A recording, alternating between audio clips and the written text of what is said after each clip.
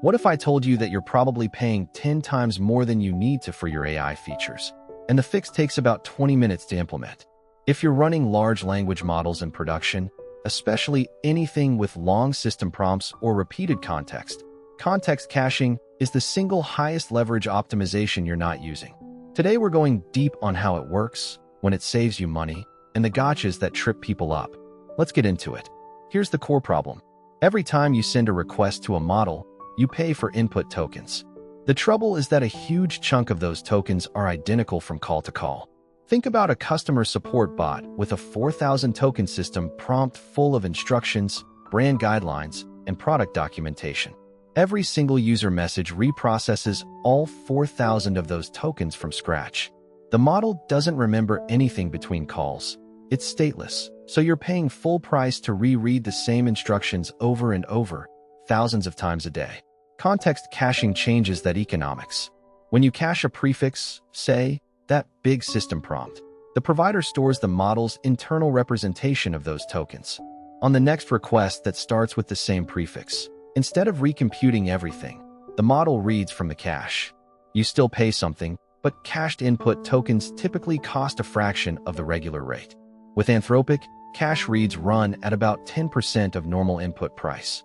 With OpenAI's automatic caching, you get roughly 50% off on cached portions. Gemini offers explicit caching with similar savings. That's where your 90% reduction comes from on input-heavy workloads.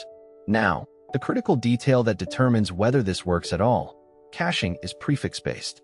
The cache matches from the very beginning of your prompt, and it stops at the first byte that differs. So structure matters enormously. You want your stable content, system instructions, documentation, few-shot examples, tool definitions, at the very top, and your variable content, like the user's actual question, at the bottom. If you put a timestamp or a user ID at the start of your prompt, you've just destroyed your cache hit rate, because every request now has a unique prefix. I've seen teams cut their bill in half just by reordering their prompt template.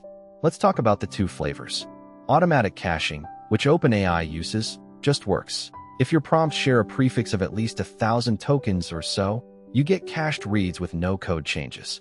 Explicit caching, which Anthropic and Google use, requires you to mark cache breakpoints, but gives you more control and bigger discounts. With Anthropic, you add a cache control parameter to the content blocks you want cached. The trade-off is that explicit caching has a cost to write to the cache, often 25% more than a normal token on first write, and the cache has a time to live, usually around 5 minutes, that refreshes on each hit. That TTL is where the real-world math gets interesting. Caching only pays off when you get cache hits before the entry expires. If your traffic is bursty, lots of requests hitting the same prefix within a 5-minute window, you win big. If you have one lonely request every 10 minutes, you're paying the right premium and then watching the cache expire before the next hit, which actually costs you more. So measure your request patterns.